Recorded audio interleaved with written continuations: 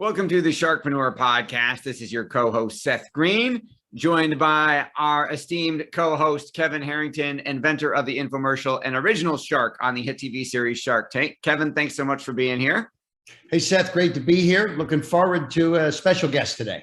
Yes, we have a very special interview with the one and only Neil Twa. Neil, thanks so much for joining us. Thanks, Seth. Great to be here, man. Neil, let's go back in time a little bit. How did you get started? Yeah. Go back to the Wayback Machine, right? Yes. I've been in e-com since I dropped out of college.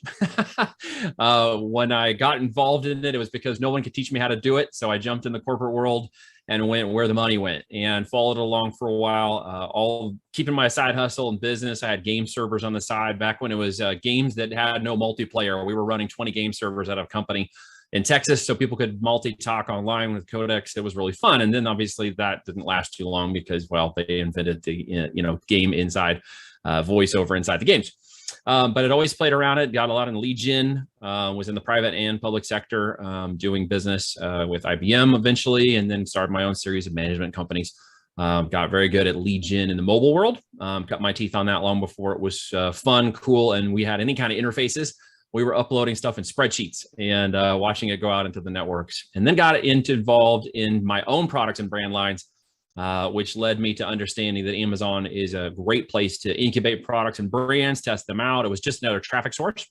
It was free traffic, and it wasn't like free traffic on Google. It was buying traffic. And so I got very interested in that. And so around 2011, I got really busy learning how to make physical products and brands grow on Amazon.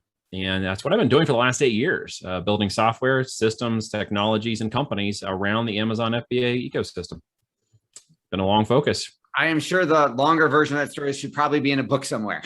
It should, some components of it, I'll leave off. The stuff my mom only cares about, we'll probably not talk about. Yeah. Hey, Neil. So, Amazon has had an amazing growth, and yes, there's so many great opportunities out there. But some people say, but I don't have any products. I don't own any products. So, that's the beauty of starting an Amazon business. You don't need to own products. You can sell other people's products. You want to talk to that? You can absolutely get started doing that. If you're looking for a way to create some side hustle income and get started in the business, you can absolutely flip other people's products for profit, right? We call it arbitrage.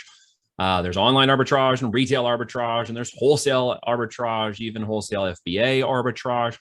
And of course, the pillar of all of that, in my opinion, is the private label side of the business, where you actually take control of the brand, take control of the narrative, and of course, can grow the profits differently and scale differently. But yes, you can absolutely, that's how we got started. We were flipping products and finding them for profit. We were testing the engine to see how fast we could rank it. In 24 hours, we clear $5,000 from flipping somebody else's product. And that was a great way to get started. We know now that Amazon really loves brands more than the people who like to play with the system, but it is a great way to still get started in making some side hustle cash. Absolutely. Yeah. The other thing too, as we all know, people are building their Amazon businesses, and these are entrepreneurs that they may or may not really know all the algorithms and all the special things. And they get out there, they kind of get lucky. They all of a sudden they got $1 million, $2 million business, but they have an opportunity maybe to sell to somebody, right? I mean, there's companies out there that are acquiring Amazon companies. Yeah, right? Huge, right? So in the last 18 months, we've seen over $6 billion in capital deployed into acquiring these businesses. So when you're flipping products for profit, that's one way to get started, but ultimately no one wants to buy a job. They don't want to take on a job. And a lot of those arbitrage businesses do require a lot of time, energy, effort to get those products and to keep moving those products in the system. Unlike Fulfilled by Amazon or FBA, where those products are shipped, managed directly from their warehouses to consumer, shows up. We call it subscribe and spend in my house because the wife is like 3 to 5 packages a week. Many of you might be as well. So it created a really amazing ecosystem to create autonomy and economies of scale that do not require huge warehouses from our side of the fence, or even giant employees, or we can do a lot of stuff with virtual assistants. But to even get past that point, I always have to go backwards in time for just a second and answer the question that was posed to me on one of my first coaching calls. It's the one that everybody has. I got to the coaching call. The gentleman was like, that's great. I get the concepts, but what the hell do I sell on Amazon? And that was the one question that always comes back. It's great to see and think with the end in mind and always build towards that idea that you're creating an asset. that you're leveraging your time, capital, investments, et cetera, towards an asset gain at some point, an exit, a leveraged exit, if you will. But to remember that you got to build one profitable product that leads to a brand that leads to a profitable company. And so it always starts with that question: what the hell do I sell? And how do I even get started with that first product, right? Yeah. And, I mean, you've sold so many products over the years. Yes. What are some of the biggest lessons you've learned navigating those ups and downs?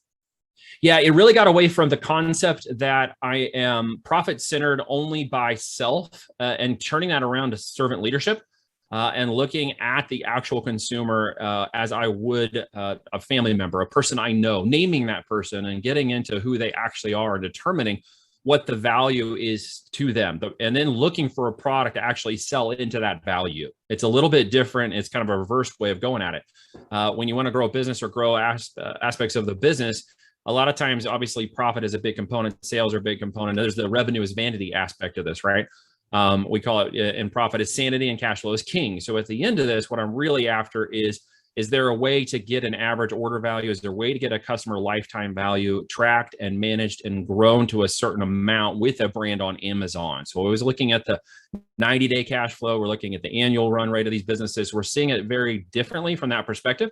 And we're trying to solve a solution. As I said before and I say this, you may hear this if you've already listened to me on another podcast, but it's a real simple thing. I don't go after the people who want their teeth pulled for $300 in an hour. I go after the people who are willing to pay $500 to have that tooth out in 10 minutes. And when you look at the different aspect of that demographic, that person is willing to pay different price points for things they consider to be solutions. And so we look for the solution-oriented buy, right? So we look for those folks who are saying, okay, I don't want the $29 cheap Chinese plastic crap I'm going to stick on my butt while I'm climbing up the back of Pikes Peak. I want the $79 gel air cushion with the hole in the middle so it doesn't crunch and munch on my goodies and I can get upside the back of Pikes Peak. And of course, I want the panniers that go with it, the high-end ones, so that all of my $1,000 worth of gear doesn't get destroyed. And I want the better bike handles and the calipers. And you're looking at a different solution-oriented customer level. And that's where we really started to approach branding differently than just product flipping. And when we got into that mode, we started raising our prices, going after a higher affinity markets. And of course, the profitability came after finding those solutions. So we really approached the market again from a business perspective that happens to sell e-com, and we chose Amazon's FBA system because there's where people are buying in 30 seconds or less, which is really gives us an inroad to that brand. And so one question that, somebody gets to a point that kind of flatline their growth. Yep. This is because they don't have the extreme knowledge, et cetera, et cetera. But how do you, when you look at an Amazon business and you see that flat line, what's that telling you, or what are the chances of being able to take it and run with it from there? Yeah, typically in my experience, most of the Amazon sellers are not really building businesses. They're building what they believe is a concept of a business, but they really haven't applied business management tactics and strategies to it. So at this point, we're looking at people who are afraid to take capital against the business. So capital and undercapitalization is a big component. You hardly ever see them overcapitalized, which is another failure point in business. What we also see is a lack of real understanding of how to take advantage of the system. They typically don't have enough product or brand diversification. They aren't segmenting their brands into additional brand opportunities, 2 or 3 avatar variations.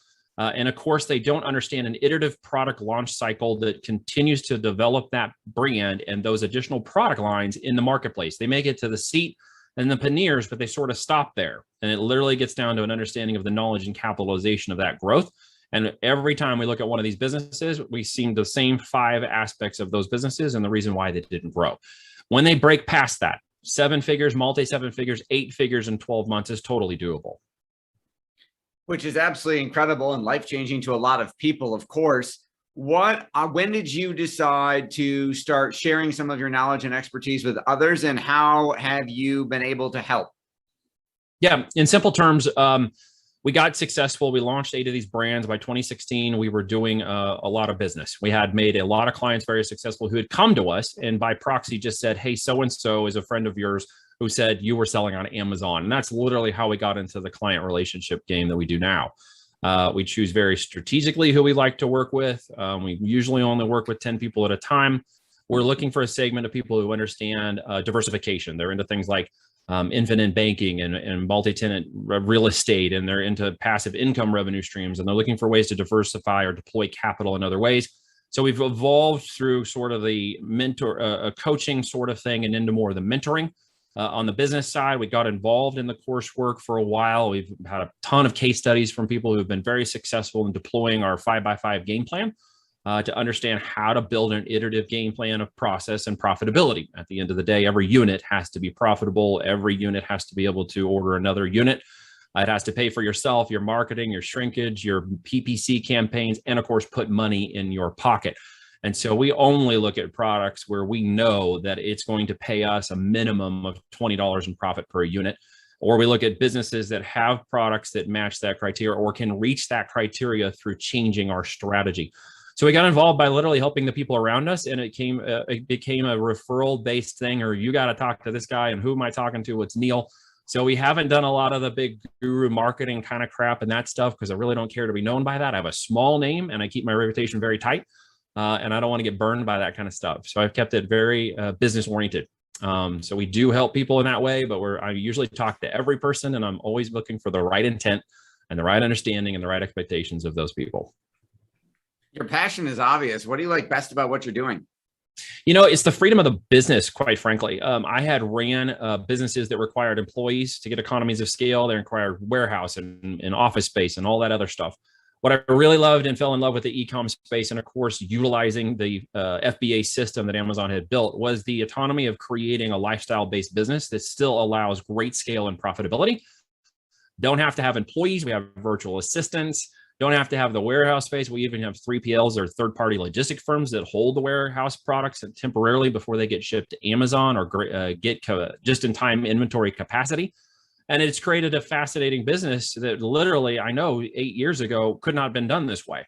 And in such a short time frame, it's changed so dynamically, and it is changing dynamically to keep up with it, that I live with my 4 daughters and my beautiful wife and 40 acres in the country.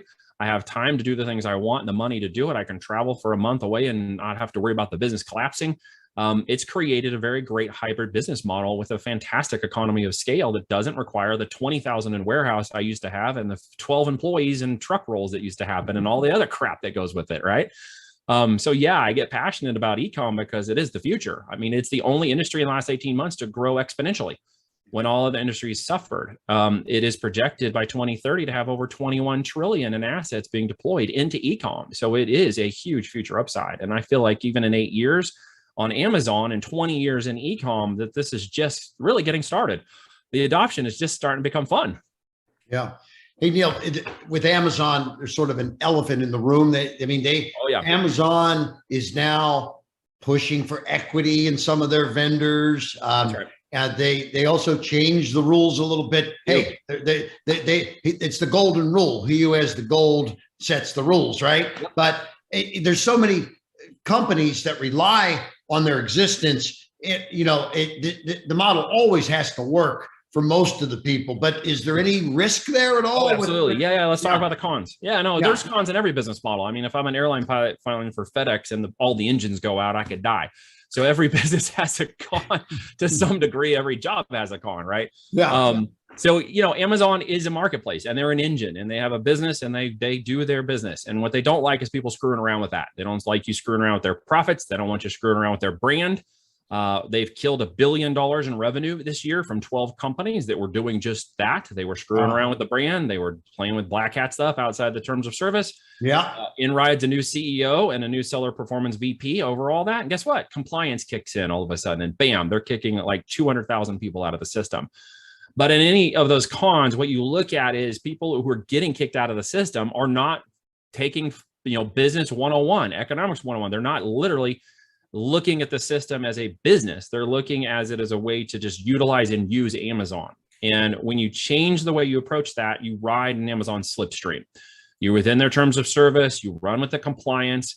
Opportunities are opening now that have never been there before, creating new levels of opportunities that some find a little more difficult to get in now because of those things. But at the same time, they're creating even bigger holes of opportunities for those who could get in there and exploit it. Yeah, it's a little harder to go. And yeah, it takes a little bit more cash, but therein lies the biggest opportunity, going where the others are not going. So Amazon plays its game. and we play along with it. Yeah, they can shut your account down. They've been known to do that. But when you go backwards, you typically find someone violated the terms of service and did something stupid. They didn't play by the rules. Yeah, Amazon, there's a rumor out there. I don't know that it's true, but I looked up the business and it was that they went and stole one of the product brands and put it out there their own and threw it as an Amazon basic brand. Well, you go back and investigate and you find out that company didn't have a brand trademark. While they were brand registered, they didn't have their IP in place, their intellectual property. So they became an opportunity for anyone to go in and take over that product, right? They didn't have their ducks in a row. So we always go in and ensure what are the risks, right? You need multi-redundancy in your manufacturing. You need to have a good capital supply chain of leveraged opportunity if you've got other people's money or you're going to diversify your own capital and deployment. You have to go through those risks like any other business. You can diversify a brand outside of Amazon and open multiple channels. It's so much faster to do it. They're only 31% of the e-com market, although we talk about them a lot. They're still a whole nother world of product to brand, but it's a great place to incubate that product and know the customers want it, the language, the graphics and traffic, and then it really moves fast outside of that. So yeah, there's cons with the system when you're playing in somebody else's backyard. Facebook's killed my accounts before. I didn't do a thing to it. You know, Amazon went after Parler here a couple months ago. It had nothing to do with us. And I got a bunch of people that crawl over my Amazon stuff and got my account shut down. I had people that thought I was Amazon. So, you know, there's that kind of stuff too. Absolutely. Well, your expertise and your knowledge are invaluable. We greatly appreciate you sharing some of them with us.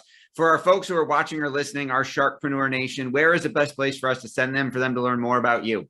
Yeah, really simple. Go to voltagedm.com, voltagedm.com. There's another additional little training that gives you some more insight. If you happen to talk to me, which you probably would at some point, just text me the keyword Sharkpreneur. And if you get to me, I'll know where it came from. Very simple. Awesome. This has been Seth Green with Kevin Harrington. Thanks so much, Neil Twa, for joining us. Thanks, everybody, for watching or listening. We will talk to you or see you next time. Thanks, Neil. Good job. Thanks, guys. Appreciate it. Do you need money to fund your idea, product, or service? Are you ready to take your business to the next level, but need capital to get it done? Kevin Harrington has heard more than 50,000 pitches and knows how to help you make the perfect pitch to get the funding for your entrepreneurial dream. He's distilled the process down in his perfect pitch cheat sheet, and it's yours for free. Just text PITCH to him right now at 727-888-2100. Text PITCH to 727-888-2100 right now and claim your free perfect pitch cheat sheet. Text PITCH to 727-888-2100 to start funding your dream today. This show has been produced by Market Domination, LLC. To discover how you can have your own show completely done for you and turn it into a real published book and become the authority in your marketplace, go to www.marketdominationllc.com/podcast offer.